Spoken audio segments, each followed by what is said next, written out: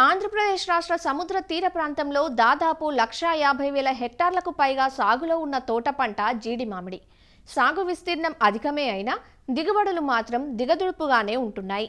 ఇందుకు కారణాలను గమనిస్తే రకాల ఎంపికలో అవగాహన లేకపోవటం, యాజమాన్య పద్ధతులను ఆచరించడంలో శ్రద్ధ కొరవడటం, చీడపీడల పట్ల అలక్ష్యం ప్రధానంగా కనిపిస్తున్నప్పటికీ మరొక కీలకమైన అంశం కూడా ఉంది. అదే పూత సమయంలో జరిగే పరాగ సంపర్కం. కాయకట్టు అధికంగా ఉండి నాణ్యమైన దిగుబడులు పొందాలంటే పరాగ సంపర్కం ప్రక్రియ సరిగా జరగాలి. ఈ ప్రక్రియ గాలి ద్వారా, కీటకాల ద్వారా జరుగుతుంది. కీటకాలలో తేనెటీగలు ప్రధానమైనవి. తేనెటీగల్లో ఏ ఏ రకాలు పరాగ సంపర్కానికి ఉపయోగపడతాయో, నాణ్యమైన దిగుబడులలో వీటి పాత్ర ఎంత కీలకమో తెలియజేస్తున్నారు పార్వతీపురం మన్యం జిల్లా రస్తాకుంటబాయి కృషి విజ్ఞాన కేంద్రం ఉద్యాన శాస్త్రవేత్త డాక్టర్ ఎస్ శ్రీనివాసరాజు. జీడి మామిడి తోటల్లో మన రాష్ట్రంలో సుమారు 1,50,000 హెక్టార్లతో పైన సాగు చేయబడుతుంది. కానీ దిగుబడులు దేశ దిగుబడుల కన్నా చాలా తక్కువగా ఉన్నాయి. ఈ దిగుబడులు పరిశీలించినట్లయితే ముఖ్యంగా ఏంటంటే సీలింగ్ ఆర్చర్డ్స్ ఎక్కువగా ఉండడము, మేలైన రకం లేకపోవడం అనేది రెండో కారణము.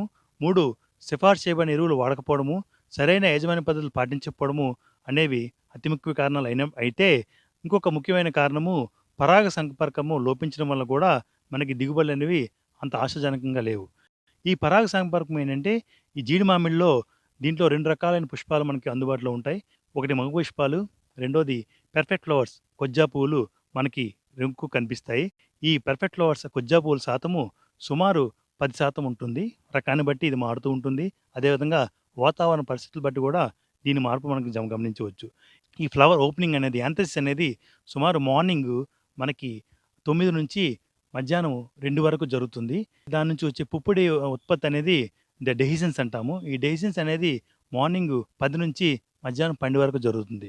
అయితే ఈ పుప్పొడి ఏదైతే ఉంటుందో ఇది కొంచెం తేమతో ఉండడం వల్ల మనకి ఈ గాలితో వ్యాప్తి చేయడం అనేది దీంట్లో చాలా తక్కువగా జరుగుతుంది. సో అందుకు కీటకాలు అనేవి ప్రముఖ పాత్రను ఈ పరాగ సంపర్కానికి దోహద చేస్తాయి. దీంట్లో మనకేంటంటే స్వీయ సంపర్కం అనేది ఈ జీడి మామిడిలో చాలా తక్కువగా జరుగుతుంది. పరాగ సంపర్కమే జీడి మామిడికి దిగుబడులకి దోహదపడుతుంది.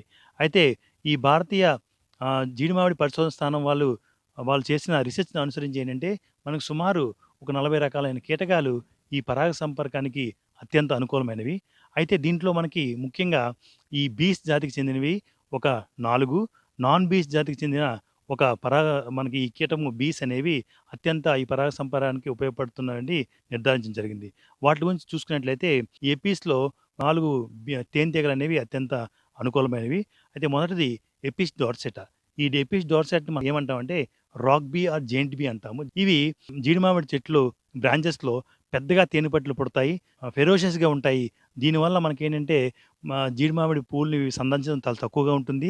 దీనివల్ల మనకు పరాగ సంపర్కం అనేది అంత పడకుండా ఉంటుంది. అదే రెండో జాతి అయిన ఎపిస్ ఫ్లోరియా మనం దీన్ని ఏమంటామంటే డ్వార్ఫ్ హనీ బీ అంటాము. ఇది మనకి మార్నింగ్ నుంచి మధ్యాహ్నం వరకు ఈ తేనెటీగలనేవి ఈ జీడి మామిడి యొక్క పుష్పాలను సందర్శిస్తాయి. దానివల్ల మనకేంటి పరాగ సంపర్కం జరగడానికి చాలా ఆస్కారం ఎక్కువగా ఉంటుంది. ఇక మూడోది ఏంటంటే ఎపిస్ సెరేనా ఇండికా. దీన్ని మనం ఏషియన్ బీ తేనెటీగ అని అంటాము. ఇది ఏంటంటే జీడి మామిడికి ఉపయోగపడే అతి ప్రధానమైన తేనెటీగలు.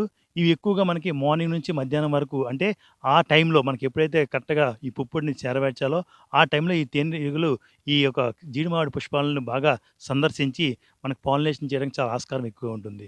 ఇక నాలుగోది ఏంటంటే టెట్రాగోనల్లా స్పీసెస్. ముఖ్యంగా మనం దీన్ని ఏమంటామంటే డామర్ బీసు లేదంటే స్టింగ్లెస్ బీన్స్ అంటాము. ఈ బీన్స్ కూడా చాలా వొరాషియస్‌గా చాలా ఫాస్ట్‌గా మనకి మూవ్‌మెంట్ ఇచ్చి చాలా ఎక్కువ శాతం అనేది మార్నింగ్ నుంచి మధ్యాహ్నం వరకు ఈ యొక్క జీడి మామిడి యొక్క పుష్పాలను బాగా సందర్శించి మనకి ఈ పుప్పొడిని బాగా సేకరించి మనకి ఈ స్టిగ్మా మీద తీసుకెళ్ళడానికి అత్యంత అనుకూలమైన ఈ తేనెటీగలు. అలకన్నా నాన్ బీ అంటే వైల్డ్ బీస్ సంబంధించిన ఒక తేనెటీగలను చూసుకున్నట్లయితే మనకి ముఖ్యంగా బ్రానాప్సిస్ అనే జాతికి చెందిన తేనెటీగలనేవి అత్యంత అనుకూలమైనవి. ఇది చాలా వరేసిగా బాగా తిరిగి మనకి ఈ పుప్పొడిని బాగా సేకరించి ఈ మార్నింగ్ నుంచి మధ్యాహ్నం వరకు ఈవినింగ్ వరకు కూడా బాగా తిరిగి జీడి మామిడి పుష్పాలను బాగా సందర్శించి మనకి ఈ ఫలదీకరణానికి, ఈ పరాగ సంపర్కానికి అత్యంత అనుకూలంగా చేసే ఈ స్పీసెస్.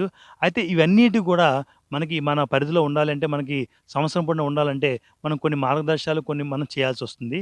అయితే జీడి మామిడిలో ఏంటంటే, ఈ యొక్క నేచురల్‌గా ఉండే ఈ బీస్ కానీ, లేక కృత్రిమంగా మనం పెట్టాలనుకుంటే, మనం సుమారుగా ఏంటంటే, ఒక హెక్టార్‌కు 4-5 తేనెపట్లు కృత్రిమంగా పెట్టాలంటే పెట్టాల్సిన అవసరం ఉంటుంది. కొత్త యొక్క సమయంలో మనం వీటిని పెడితే, మనకు పరాగ సంపర్కం బాగా జరిగి, సుమారు 30-40% అధిక దిగుబడులు రావడానికి జీడి మామిడిలో ఎక్కువ ఆస్కారం ఉంటుంది. ఇది కాకుండా ఏంటంటే, ఈ బీస్‌ని అట్రాక్ట్ చేసే మనకి కొన్ని మొక్కలను మనం పెంచినట్లయితే జీడి తోటల్లో అప్పుడు కూడా బావుంటుంది. దానికి సంబంధించి కొన్నేంటంటే రంగూన్ క్రీపరు, అదేవిధంగా మనకి జాన్సన్ గడ్డి, లేదంటే లాంటానా గడ్డి, ఇవన్నీ గూడా మనకి పొలం చుట్టూ వేసుకున్నా, లేకపోతే అక్కడక్కడ వేసుకున్నట్టయితే ప్యాచెస్‌గా వేసుకున్నట్టయితే ఈ యొక్క బీ యొక్క యాక్టివిటీని బాగా ఎంకరేజ్ చేసి మనకి మంచి దిగుబడిని ప్రొడక్ట్ చేస్తుంది. అంతే ఇంకొక ప్రధానమైన ఏంటంటే, ఎప్పుడు ఈ బీ యాక్టివిటీ అనేది మార్నింగ్ బాగుంటుంది కాబట్టి, మనం ఎటువంటి పెస్టిసైడ్స్ జనరల్‌గా ఏంటంటే టీ దోమని మనం నియంత్రించడానికి మనం ఏం చేస్తామంటే ఈ స్ప్రేలు చేస్తా ఉంటాం.